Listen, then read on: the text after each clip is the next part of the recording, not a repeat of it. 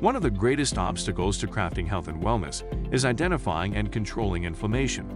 It's at the core of all complex and chronic diseases, and it's the driving mechanism that underlies the most common symptoms that people like you struggle to overcome.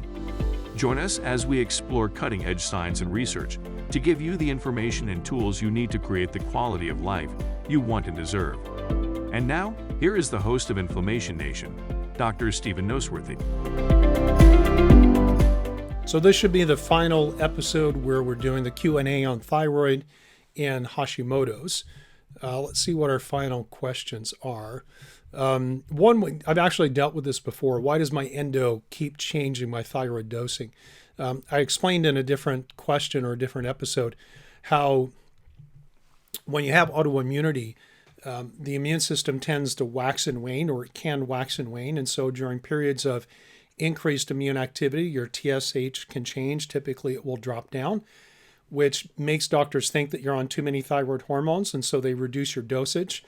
Then when your immune system calms down again and things go back to somewhat normal, you're on a suboptimal dose, and so your TSH pops up again.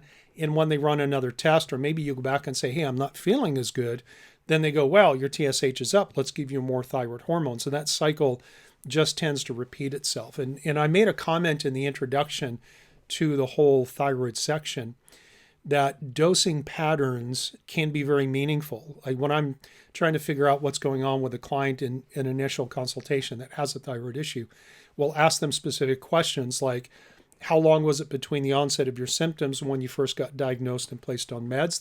That is important for me to understand.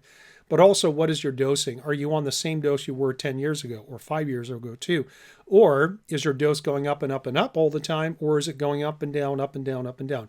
Each of those different things tells me something slightly different, but tells me that there's probably an underlying autoimmunity that we have to define before we can really start to move forward.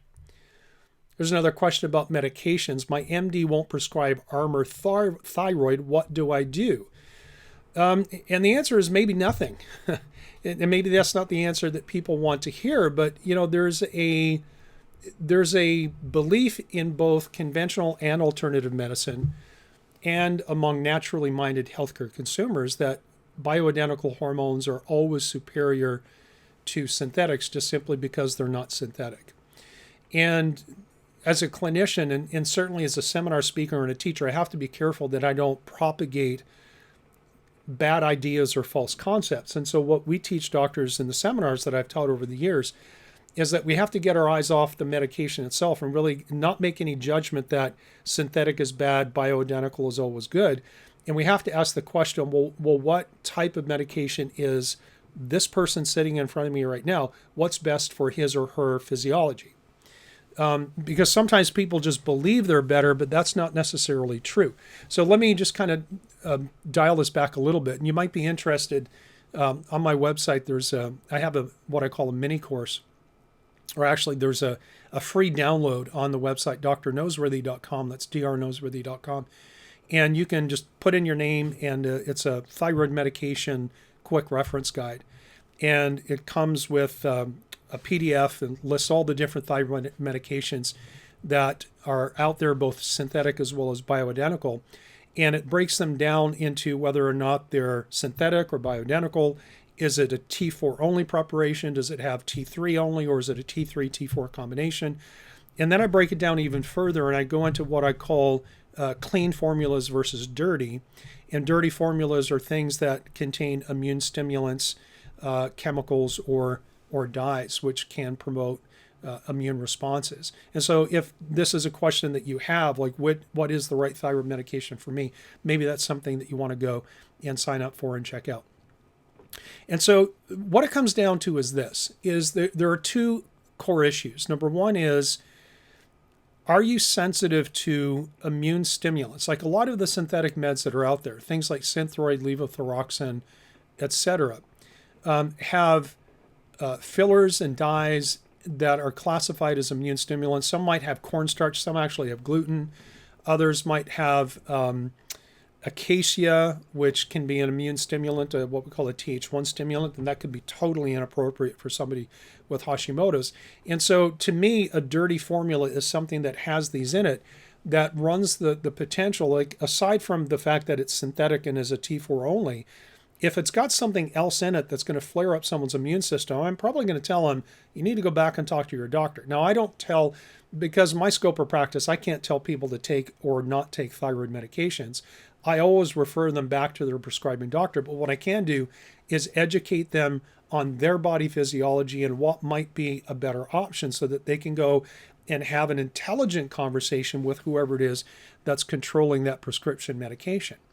And so question number one is, do you have sensitivities to some of the dirty fillers and dyes that we typically find in synthetic medications, like the ones that are most commonly prescribed? The other issue really has nothing to do with synthetic versus bioidentical, but it has to do with whether or not somebody needs not just T4 support, but they need T3 as well. So what's the difference between the two? Because we really haven't dealt with a question like that in the stream of conversation that we've had so far. Basically, what comes out of your thyroid gland is predominantly T4. What your cells use after those hormones circulate in your body is active T3. So T4 is biologically inactive, has to be converted to T3 for your cells to be able to interact with and derive some benefit and improve function from it. And there are some people whose bodies don't convert T4 into T3 very efficiently.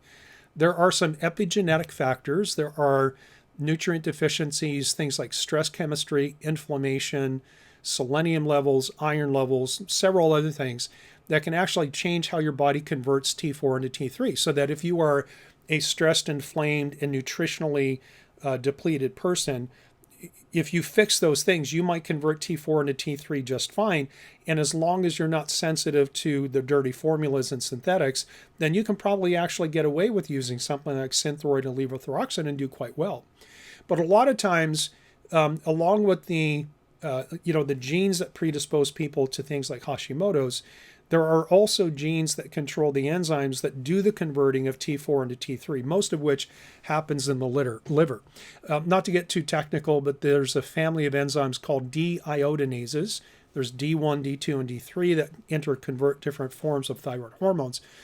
And so what we have discovered is that some people just genetically are not great converters. And no matter what we do in terms of controlling inflammation or stress chemistry or repleting nutrients or fixing a gut or changing their environmental variables, they never really efficiently and effectively convert T4 into T3. And so they need T3 in their meds. Whether they get it from a synthetic or a bioidentical source is a different thing. The problem is that if you look at the history of thyroid medications, the pharmaceutical industry has spent an awful lot of money since the late 1940s convincing medical doctors that you can't trust bioidentical hormones, which is exactly what hormones were prior to the initial fabrication of Synthroid, the very first synthetic T4 medication, which was commercially available in 1949. And so people who are being prescribed and using things like Armour or Nature Throid or WP Thyroid Westroid Pure, those are the most common bioidentical hormones. All they're doing is using what medical doctors used to use before pharmaceutical companies got involved and said, hey, we can make this and we can make it and spend a lot of money convincing people that you can't trust the other stuff. Well, the reality is this, is that there are some people who will, if they can find a doctor who is open-minded and willing to switch them from synthetic T4 to a bioidentical T4, T3 combination, there are some people that will do that and derive fantastic, great benefit from it. Others will switch and have no difference. Others will switch and get worse.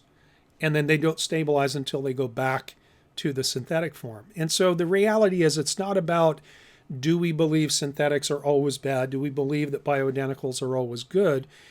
And we shouldn't buy into that level of thinking. What we should be doing is treating everybody as individuals, biochemical uniqueness, and asking the question, what challenges do you have? Are you sensitive to dyes and fillers? And what is your conversion capacity, which is something that we can test for and monitor over a period of time to see if it starts to improve as we put somebody through functional medicine protocols. All right, let's deal with the last question. And this is kind of a summary thing, actually, because the question is, if I have Hashimoto's, what other things am I probably going to struggle with? And I guess there's two ways you can interpret that: is what can happen down the road if I don't fix things, or if someone has Hashimoto's, what other symptoms tend to come with it? Well, we've already talked about the complex symptoms of hypothyroidism being fatigue and hair loss and weight gain and sleep issues and depression and all that kind of stuff. The bottom line is this, is that because every system and every cell and inside every tissue in your body requires thyroid hormones to be sufficient for you to have normal and optimal function, when you are truly hypothyroid, you suffer systemically. So in reality, regardless of where your symptoms are manifesting, what we see with hypothyroidism is we see a global decline in energy mechanics and cellular function and efficiency.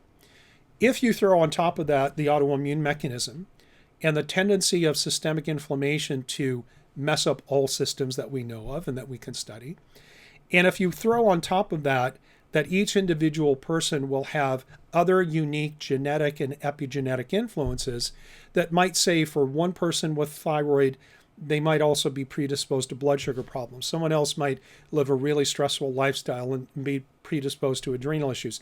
Someone else might work in a chemical plant and have an inordinate amount of chemical exposures. We can kind of go back to this concept is that there are some general predictable and common things for all people because we're all genetically alike with obviously minor variations, but we all have human DNA. And then there's all the individual stuff that relates to our diet, our lifestyle, and our environmental influences that start to change the story beyond that fundamental level. And so what I can do is I can just kind of give you a real quick list of the most common things that people come in with that either are stated on their symptom, like their intake form with their symptoms and their complaints, or things that we tend to find as we go through the exploration process. Because somebody may not be prioritizing, let's say their gut symptoms. Maybe they've lived with a gut problem long enough that they don't think it's a problem. They just think it's normal that I don't go to the bathroom every 7 days or whatever. Or maybe it's normal to go to the bathroom 5 times a day and have loose stools all the time. We have this amazing capacity to redefine normal and to allow symptoms and states of dysfunction into our lives as a welcome friend because it's just been that way for a long time and we don't know how to change them. Nevertheless, the list I'm going to go through right now is not complete because there's so much variability, but I'm just going to hit the high points. Number one, probably the biggest thing is a wide spectrum of gut complaints. And that can range from more complex scenarios like leaky gut or intestinal permeability to relatively more simple things like a lack of stomach acid or poor gallbladder function or maybe irritable bowel, IBS or SIBO, small intestinal bacterial overgrowth. In fact, those things there, like some degree of leaky gut, maldigestion, and IBS or SIBO, that's a very common clinical problem that we have to fix, not only because is it a problem in and of itself, but because all of those things can feed back into the autoimmunity, making the whole autoimmune thyroid problem worse. But because the thyroid is integral to how the gut functions, we end up with a vicious cycle where the bad thyroid and the bad gut feed upon each other, and you have to go in and be very intentional and very specific in how you try to break that cycle and separate them so that they can function better and function more normally. So gut problems are very, very common. Also very common to see things like high cholesterol. There's, of course, different reasons for that, but it's interesting to note that the LDL receptors in the liver that recognize high cholesterol and then grab onto your LDL, your quote-unquote bad cholesterol to get rid of it, they don't work when you're hypothyroid. And so it's very common to see high total cholesterol, high LDL cholesterol as a reflection of the hypothyroid state. And as thyroid hormones come up and as the autoimmunity comes under control, we can see cholesterol levels start to normalize without, taking things like statin drugs or even using natural statins that are from the herbal community. Then there's a lot of brain-based stuff, simple things like brain fog, focus and memory issues, classic depression. We talked a little bit earlier, somewhere along the way, about neuroinflammation slowing down the conduction speed of your brain. So it's just harder to think and harder to remember, harder to focus. Anxiety states, very common. Disequilibrium, so a sense of either true vertigo where you're spinning or just kind of feeling lightheaded or spacey or off balance. And some people go like, I never used to be clumsy, but I'm bumping into things or I'm dropping things from my hand when I really shouldn't be. That's also very common as well. Part of that is because the brain, all neurons in the brain require thyroid hormones for optimal function. But we do know from studies on neurodegeneration that states of neurodegeneration, rates of neurodegeneration increase over time when you're hypothyroid compared to when you're not. So there's this intimate relationship between brain function and thyroid, particularly of the autoimmune variety. And then we see other common things like blood sugar issues, low blood sugar, high blood sugar, states of adrenal dysfunction, various forms of anemias. And because the enzymes in the liver, they're involved in the detoxification process, their full functionality is based on thyroid hormone exposure. Pretty much anyone with a thyroid issue is going to be a poor detoxifier. And that's going to be a scale and it's going to be a spectrum. But the reality is we live in a world there where exposure to things like mercury and heavy metals or environmental chemicals, even mold toxins, particularly those that are found in our food supply, these things are inescapable facts of life. And so is it common for us to do a detox with patients who have Hashimoto's? Yeah, but we don't do it first thing because sometimes it's the wrong thing to do first. And there are other considerations to put into play here. And let me just kind of leave you with this and with this note, then we'll end this section on the Q&A and we'll move on to some other topics, is that when we're dealing with the world of autoimmunity, there tend to be three things that come together when someone has an autoimmunity. Number one is the autoimmunity itself. The second thing is a lack of tolerance to your diet, so food sensitivity, food allergy. And then the third thing is chemical sensitivity. And that relationship is so distinct and so predictable that if someone comes to me already having been diagnosed with Hashimoto's, one of my main questions is, well, what foods are you reacting to, and are you reacting to your environment? When somebody begins to react to their environment, not only is it an issue of toxicity from a quantity standpoint, how much of this stuff do you have in your body, and is it causing problems? Because we know chemicals and heavy metals drive inflammation, but also impair things like thyroid and estrogen type systems. We also know that you can actually create autoimmune is the right word, but you can create immune reactions against heavy metals and chemicals that come into your body that actually latch onto your own tissues, so that when you have, say, a metal like mercury or a chemical like bisphenol A, it can come in, and if you can't clear it out efficiently because your detox system is not working, it will latch onto your own human protein. Your immune system will make an antibody to the complex like this, but the antibody is actually to the human portion. So we can detox or chelate or get rid of the chemical or the autoimmunity, and what we're left with is an antibody to our own tissue, which means not handling our environmental exposures well can actually trigger autoimmune diseases. Now that's a mouthful, and somewhere along the way we'll break that down into bite-sized steps. But I hope you've enjoyed this Q&A section on Hashimoto's hypothyroidism. Again, thanks for watching The Inflammation Nation. Thank you so much for listening to The Inflammation Nation. If you found this episode valuable, please rate, review, and subscribe to our podcast. Be the first to know when a new episode drops so that you can stay on top of your game. It also helps others like you find the answers they need. And why not head over to my main website, drnoseworthy.com, that's drnoseworthy.com, to explore my personalized functional medicine coaching programs, submit a question to the podcast, maybe take a quiz, or even reach out to me using the contact form that you can find there. We'll see you next time.